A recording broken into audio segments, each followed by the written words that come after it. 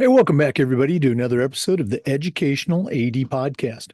We'll be right back with today's guest, but as always, we want to give our sponsors a shout out. Now, don't hit that fast forward button. I'm watching you. Stay with us for the next 3 minutes. We're going to give our sponsors a shout out. These are all great companies that I used as an athletic director, and you should be using them too. Here we go. We want to say thanks to our good friends at Hometown Ticketing, the leading digital ticketing provider to schools and colleges. Go to hometownticketing.com. Their team is going to get you set up for online ticket sales for your programs. It's the number one digital ticketing provider to schools and colleges. It's digital ticketing that offers more. Go to hometownticketing.com to get started. We want to say thanks to Gipper, the official social media graphics solution for the podcast. And if you go to Gipper.com, I'll show you how to create world-class marketing content to help you celebrate your athletes and promote your teams. Gipper's the leading graphic design program for high school websites and college websites. It's used and trusted by over 3,000 athletic programs. It's professional graphic design made simple. Go to Gipper.com to get started. We also want to say thanks to SnapRaise. Go to snapraise.com if you're looking for the best online fundraising program out there. If you've ever spent weeks and weeks on a fundraiser with little, if any, return, you need to try SnapRaise. We used it at our school with tremendous success. Our coaches loved it. Our parents loved it. It works. Go to snapraise.com. Check out their other great platforms, but SnapRaise is the fundraising platform that you want to be using. We also want to thank Home Campus. If you're an athletic director, Home Campus is going to help you do your job better and it's going to be faster. Go to Home Campus. It's something you're going to use every single day. Communication with your students, your coaches, your state association, scheduling, athletic clearance and eligibility. Who doesn't use that every day? Go to homecampus.com to get started. We also want to thank Sideline Interactive, indoor scoreboards and score tables. Go to sidelineinteractive.com and schedule a live web demo to see their scoreboards and their score tables in action. Probably one of the best purchases I ever made was our Sideline Interactive indoor score table. Go to their website, sidelineinteractive.com, schedule that demo today at sidelineinteractive.com. We also want to thank Vital Signs Wall of Fame for their support. If you're looking for a really cool way to show off your school record boards or your school's Hall of Fame, go to vitalsignswalloffame.com. Their interactive touchscreen video consoles will also let you showcase your school's diverse history and your proudest moments. That's vitalsignswalloffame.com. We want to say thanks to Huddle. Go to huddle.com and change the way you see the game. As a football coach, I used Huddle for years, but when I became an athletic director, I made sure that our school was a Huddle school, and our coaches just loved the tools that Huddle provided that let them coach our kids up to their highest level. Go to huddle.com and join the 8 million users. Turn your school into a Huddle school. And we want to thank Athletic Surveys by LifeTrack. If you've never used a survey to take the pulse of your players or your parents, you're really missing out. Athletic directors already hear back from the complainers, the people that want to gripe about everything. Athletic surveys will connect you to that group, but they'll also connect you to the 98% of your stakeholders that support your program. That's a tremendously valuable tool to have when you're talking to a frustrated parent, or maybe your principal, or maybe your school board. Go to athleticsurveys.com. Let them help you take your athletic program from good to great. Welcome back, everybody, to another episode of the Educational AD Podcast. We're going out to California today, and our guest is Dr. Amy Saltzman. She's got a tremendous background. She is a best-selling author. We're going to talk about her books today. She's a very much in-demand speaker on a national level, workshop presenter. And we're excited to have her on the podcast today. So, Dr. Amy Saltzman, welcome to the Educational AD Podcast. So happy to be with you.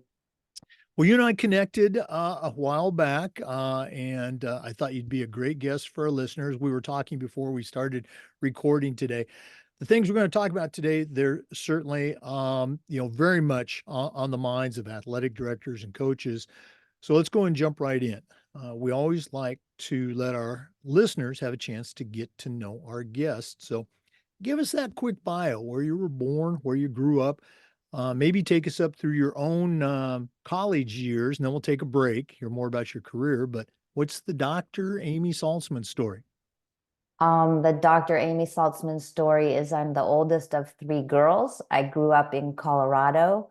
My primary sport as a youth was competitive gymnastics, and I competed in gymnastics and coached gymnastics through my sophomore year in college, when I had a few injuries. I had some friends who had some serious injuries, and I oddly decided that I didn't want to compete in gymnastics anymore, and decided that I was going to be a competitive cyclist. So I was a competitive cyclist for my last few years of college and into my first couple years of medical school.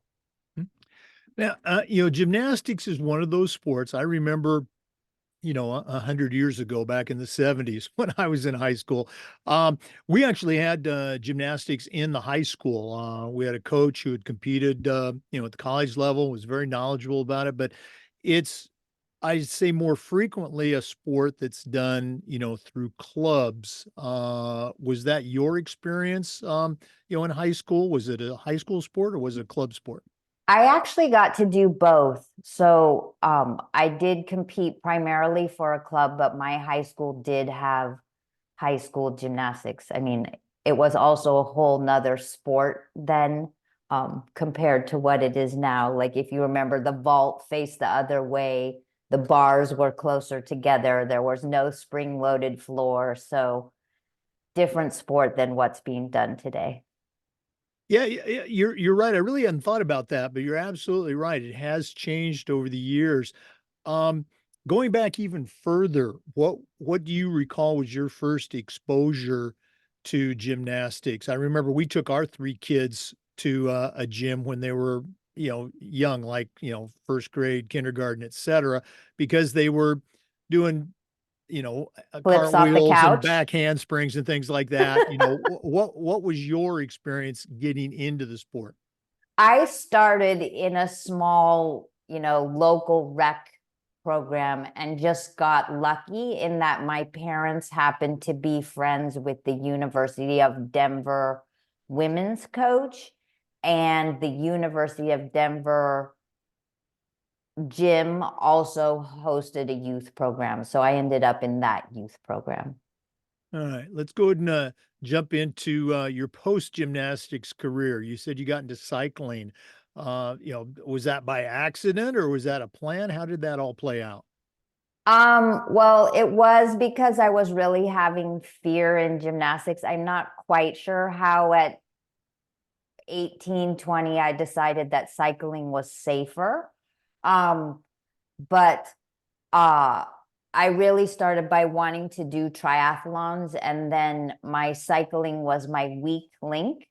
And I decided I would put some effort into cycling. Stanford had a cycling team, and so I started doing that, and then ended up doing less running and less swimming and competing in cycling through my second year in medical school. Okay. Oh, I did. It just popped into my head again. When you were competing in gymnastics, there's multiple disciplines involved, but which one did you feel was your strength, or which one did you enjoy the most? I liked floor for the artistic part and the self-expression. Um, right? It's a little bit more, I don't know, interactive almost. Mhm.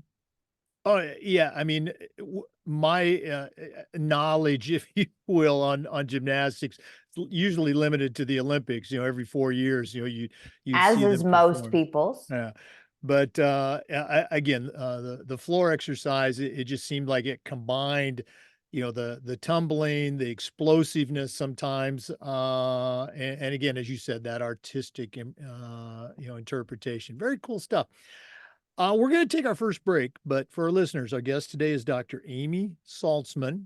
She's an author, she's a speaker, and looking forward to her presenting today for us on a topic that, again, is athletic directors and coaches that we deal with just about every day. We're coming back, so please stay with us. This is the Educational AD Podcast. We want to say thanks to Hometown Ticketing for their support of the podcast. Hometown is the leading digital ticketing provider to schools and colleges. It's digital ticketing that offers more support, more security, and more customization. Go to hometownticketing.com. Their team is going to help you make the best solution for online ticketing. We'd also like to thank Gipper for their support. Gipper is the official social media graphics solution for the podcast. And if you go to Gipper.com, they're going to show you how to create world-class marketing content for your school's social media channel. It's going to help you celebrate your teams and promote your athletes. Gipper's used and trusted by over 3,000 high school and college athletic programs across the country. It's professional graphic design made simple. How simple? It's so simple, even I can use it. Go to Gipper.com to get started today. Welcome back, everybody, to the Educational AD Podcast. Our guest today is Dr. Amy Saltzman. Amy, you kind of took us up through your college years. Let's talk early career. I introduced you to our listeners as a best-selling author and a national speaker, but that didn't happen overnight. What were some of the steps along the way that led you to your present career? So, the next step for me after college was I went to medical school and did a residency in internal medicine and a year as chief resident. And during that time, I went to the University of Massachusetts and studied with John Kabat-Zinn, who's known as kind of the father of mindfulness. Now it would be said in medicine, healthcare, and society. And my first use of mindfulness was bringing the program back to my hospital and teaching it to patients with chronic illness and chronic pain. Then, when I became a young mother, I taught mindfulness to parents and then to children from kindergarten up through undergrad, and then came back to combining two loves, my love for mindfulness and my love for sports. And now I'm teaching predominantly to athletes, coaches, and ADs to both enhance their mental health and protect against anxiety and depression. And then the blessing is that mindfulness is shown not only to do those things to decrease anxiety and depression and improve resilience and mental health, but it's also shown to simultaneously help athletes or coaches or ADs achieve peak performance and find flow. Yeah, we're going to talk about those points later. I want to talk more about you. You mentioned, you went to college and then on to medical school. Our son is in the process of starting medical school, next year. He's thinks at this point, he wants to be an orthopedic surgeon. What drew you to this particular discipline of mindfulness and mind education? I think I really went into medicine to help prevent and relieve suffering. And so my particular version of that was being an internist. So initially, someone who it's like a general practitioner who sees adults and helps them get healthy and improve their lives and live their best lives. And when mindfulness was first kind of introduced broadly in the US, it really was through the medical profession for helping people deal with chronic pain and chronic illness. And the performance enhancing and even really the mental health benefits came, the proof for that came later. Mhm.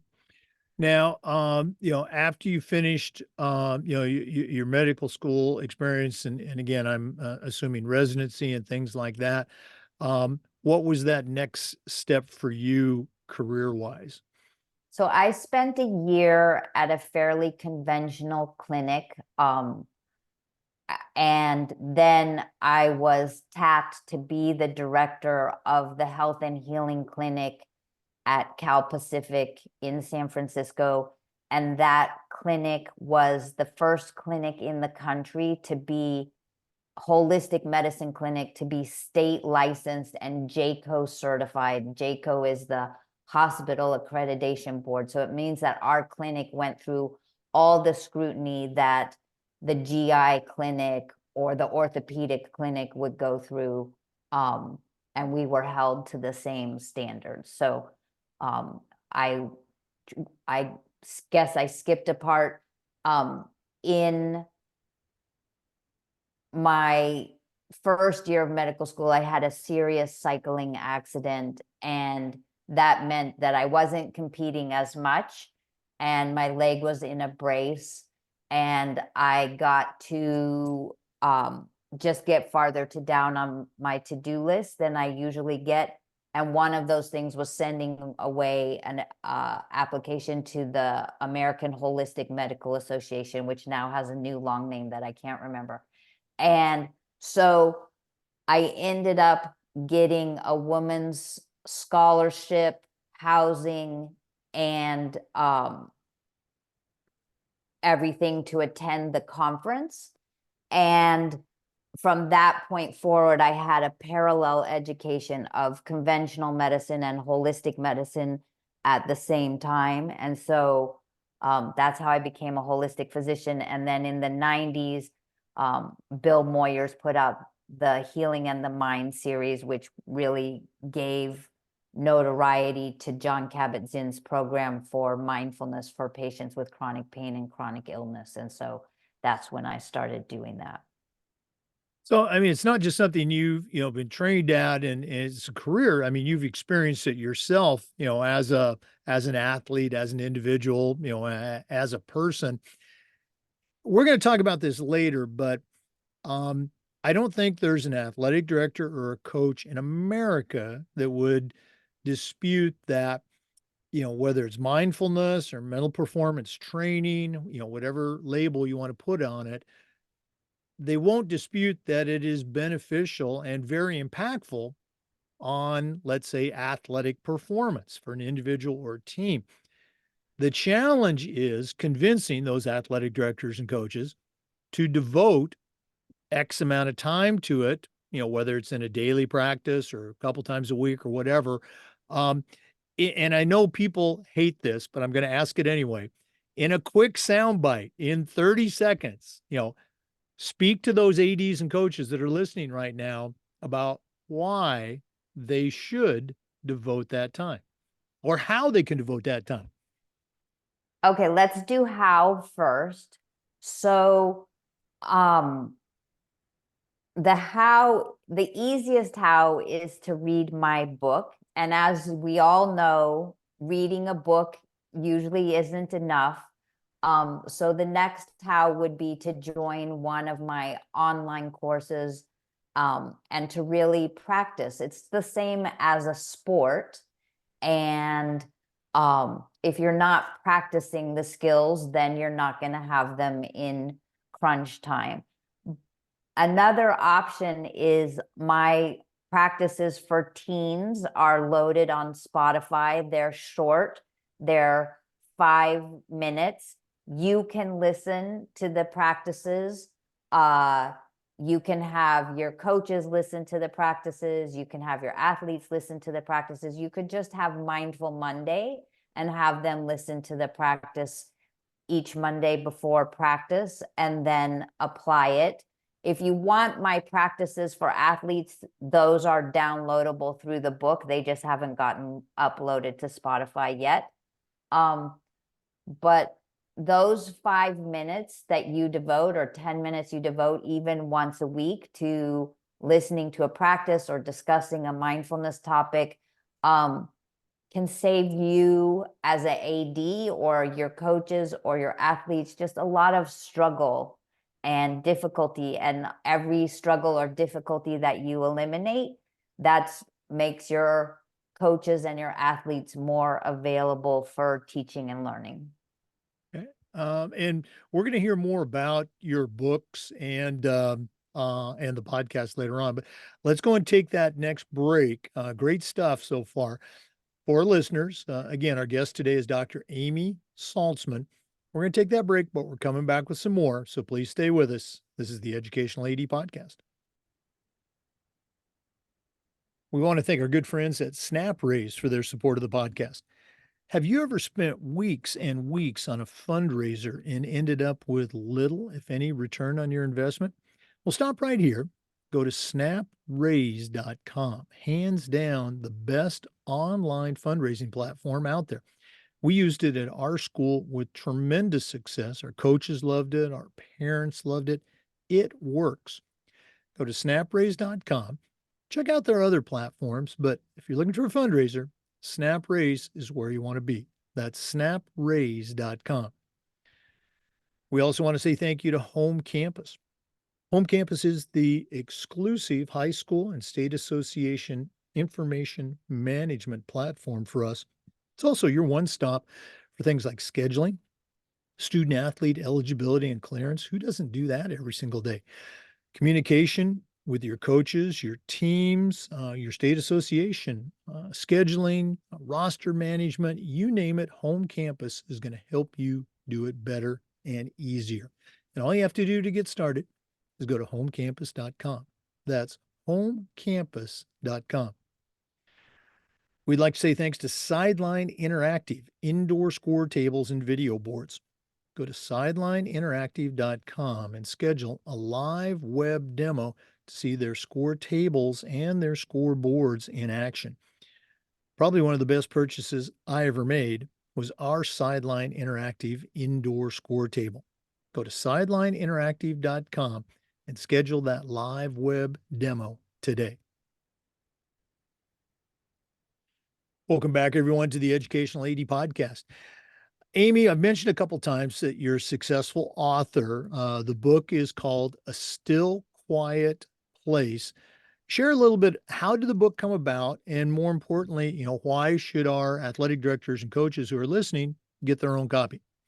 Okay, so the book is actually a third in a series. So the first book was A Still Quiet Place for teachers and educators who want to teach mindfulness to their youth or athletes that they serve. The second one was A Still Quiet Place for teens, so it was written directly to teens as a workbook. And the third one is A Still Quiet Place for athletes, and I would say coaches and parents, and is most relevant to your audience.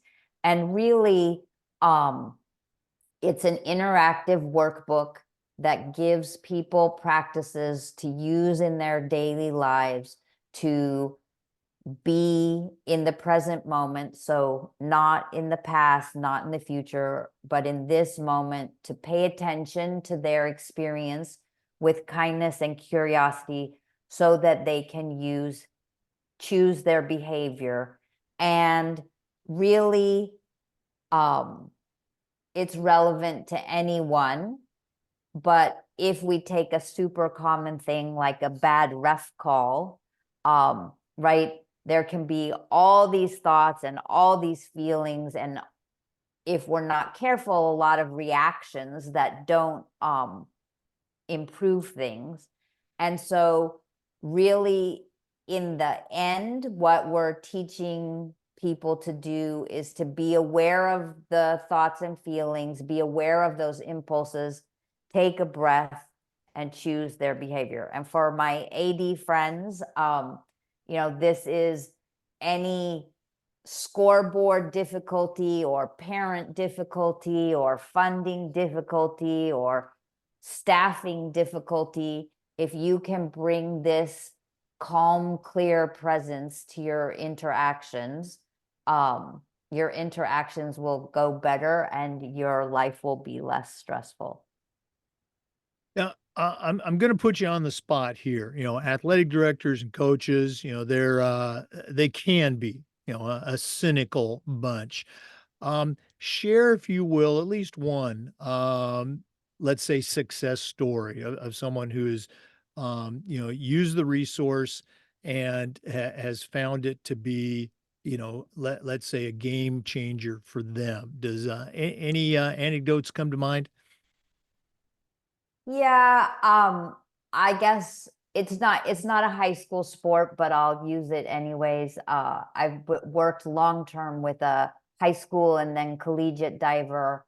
Um, and when she came to me super both anxious and distracted, as a young diver, and we worked together to for her to have the capacity to just notice those feelings without them controlling her or affecting her performance.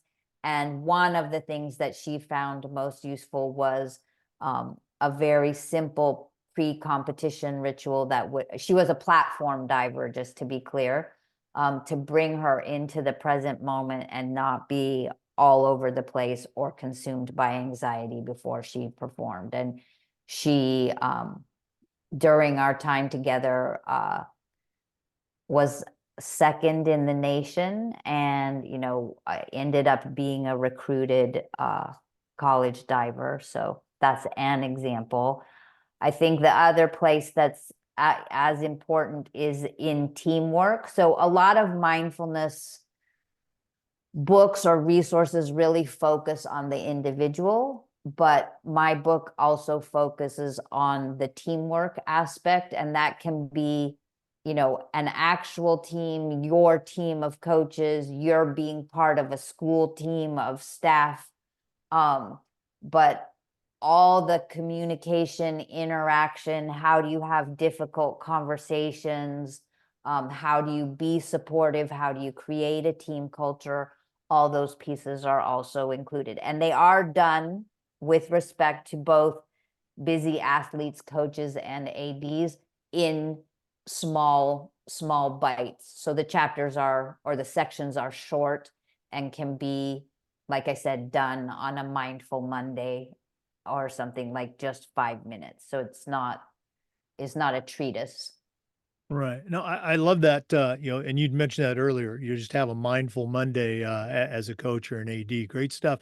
Well, if one of our listeners wanted to, number one, get the book, get the resource, or even reach out to you and pick your brain a little bit more, what's the best way they can get in touch with you? So my email's super simple. It's DRAMY for Dr. Amy at stillquietplace.com. That's one email. We're going to get to the second email in the second topic. So And the book, where can they find that? Amazon is probably the easiest thing to do. Yeah, isn't it always? Yeah. That's where my books are at. Yeah. So that's Dr. Amy at stillquietplace.com. And we'll give that out again at the end of the podcast. Our guest is Dr. Amy Saltzman. We're going to take another break. I know that's shocking to our regular listeners, but we are coming back with more. This is the Educational AD Podcast. We want to thank our good friends at vitalsignswalloffame.com. If you're looking for a really cool way to display your school record boards or your school's Hall of Fame, go to vitalsignswalloffame.com. Check out their interactive touchscreen. That's right, touchscreen video consoles. They're also great for showcasing your school's history, bragging about your top role models, and bringing your school's legacy to life. Go to vitalsignswalloffame.com for more information. Mention the podcast, you'll get a nice discount. Vitalsignswalloffame.com. We also want to thank our good friends at Huddle. Go to huddle.com and change the way you see the game. As a football coach, I used Huddle for years, but when I became an athletic director, I made sure that our school was a Huddle school, and our coaches just loved the tools that Huddle provided that let them coach our kids up to the highest level. Go to huddle.com, join the 8 million users, and turn your school into a Huddle school. Welcome back, everybody, to the Educational AD Podcast. Amy, another one of your initiatives is really kind of the one that first connected us. You reached out, and I said I just think this is going to be great for our listeners. It's called Spot a Spider. Share with our listeners, what it is, how it came about, and then more importantly, how can they get involved? Okay, so Spot a Spider is an abuse prevention program, and it's spotaspider.com. There on the resources page, there are lots and lots of free resources, and the intention is really to educate ADs, coaches, athletes, and parents to spot and stop the earliest signs of grooming, physical, emotional, and sexual abuse. And unfortunately, in the last month, my local high school just paid a $25 million verdict to a victim of sexual abuse by the assistant football coach. And I would definitely like to spare your athletes that experience, but also your departments and your schools that experience, because I'm sure it was quite stressful for the schools and the staff. Uh, there are simple steps that people can take to minimize the risk of abuse in their programs.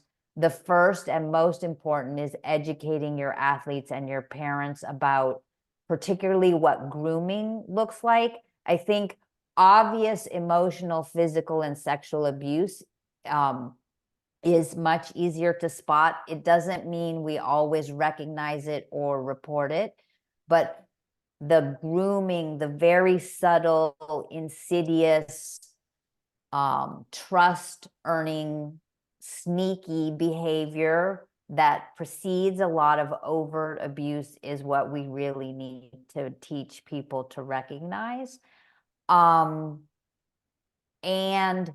one of your sponsors, I forgot which one, did background checks. And background checks are important, but they're not nearly enough. You need to be asking hiring questions that are going to help you detect someone who might be abusive. You need to be having your coaches and staff sign conduct agreements that really just alert them to the fact that, oh, Jake knows what's going on here, and I'm not going to get away with being abusive in this program. And unfortunately, the spider's probably just going to go across town, but at least the spider won't be your headache. You need to be providing athlete surveys that are looking for grooming and abuse. And you need to have policies for how you are going to deal with abuse. And when you put all of those things in place, then even if abuse were to occur in your program, you could say, look, we've gone above and beyond. We've set the gold standard here. We've done everything we can to protect our athletes. And so it's really comprehensive and robust. I know people are gonna again be like, one more thing to do. Everything's up there on the website. You can do the whole program for free. The videos have a cost because there was just a cost in producing them, but you can really abuse proof your program with the free resources that are on my website. And if you want to go a step further, then you have me come and speak or have me do a Zoom for your athletes and families and coaches to minimize the risk that abuse is going to occur in your program. Well, I've been to the website and it is very comprehensive. A lot of resources. Again, you mentioned the videos. Um, let's go ahead and again give out that contact information. What's the name of the website, and for this particular initiative, how can they get in touch with you or find out more?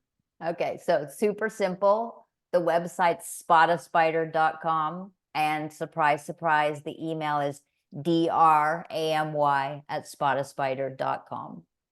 Okay. And you mentioned also that you do speaking, which we mentioned. You are a speaker and a presenter on a national scale. Um, what's the availability of doing? A lot of schools are, let's just say, financially challenged. Is there an availability to do Zoom presentations? Although, Oh, of course, uh, of course. okay. Yeah. Again, our guest today has been Dr. Amy Saltzman, author, speaker, athlete, mindset coach. And I wish we had a lot more time, but we're not done yet. We always wrap up with what we call the athletic director's toolbox. Now, you're not an athletic director, but you certainly know your way around the world of athletics. We're going to take our final break, hear from Athletic Surveys, who sponsor this particular segment. When we come back, I'm going to challenge you to send out a brand new athletic director on their very first job, but I'm only going to let you put 3 things in their toolbox. So let's take that final break. And when we come back, we're going to hear what Dr. Amy Saltzman is going to put into her new athletic director toolbox. We want to say thank you to Athletic Surveys by Lifetrack for sponsoring the toolbox segment of the podcast. Athletic directors already hear back from the complainers, the people that want to gripe about everything. Athletic Surveys is about connections. They're going to connect you to that group, but they're also going to connect you to the 98% of your stakeholders who support your program. And that's a tremendously valuable tool to have when you're talking with that frustrated parent, or maybe your principal, or even your school board. Go to athleticsurveys.com. They're going to create a custom survey that'll let you take the pulse of your parents, your coaches, and your student athletes. That's athleticsurveys.com. Well, it's that time of the podcast. We've been visiting today with Dr. Amy Saltzman, the author of A Still Quiet Place and the creator of a great resource and website, Spot a Spider. But right now, I'm going to challenge her to send out a brand new athletic director on their very first job, but I'm only going to let her put 3 items in the toolbox. So, Dr. Saltzman, what 3 items are going to go into your new athletic director toolbox? I think the first tool would be self-care.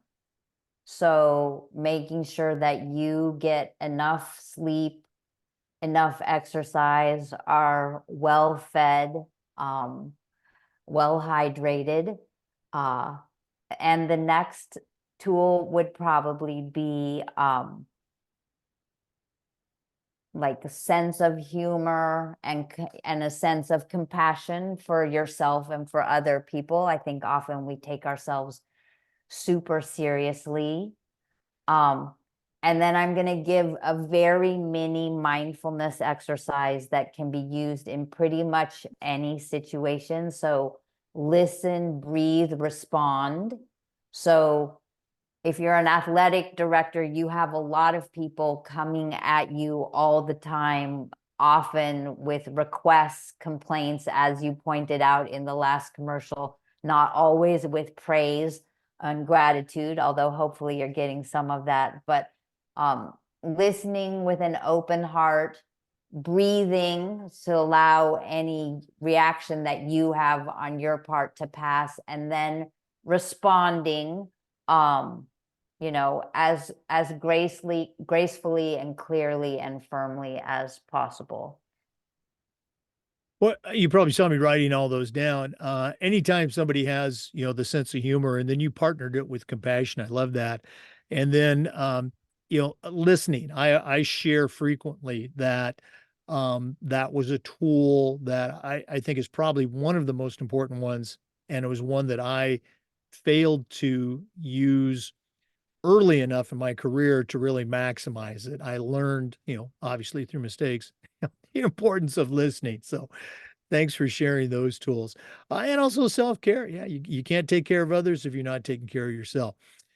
Dr. Saltzman, one more time, if one of our listeners wants to reach out, connect with you, pick your brain a little bit, or find out more about the resources, what are the ways that they can do that?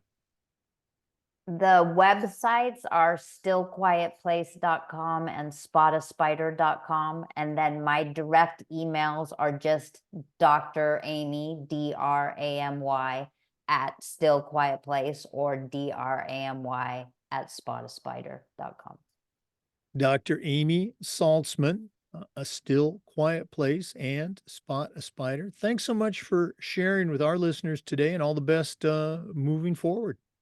Well, thank you for having me. For our listeners, we want to thank you for listening and remind you that we upload the Zoom recordings of all of our interviews to the Educational AD Podcast YouTube channel. We do this just about every day with new content, so we'll look forward to you coming back on the next Educational AD Podcast. We'll see you next time.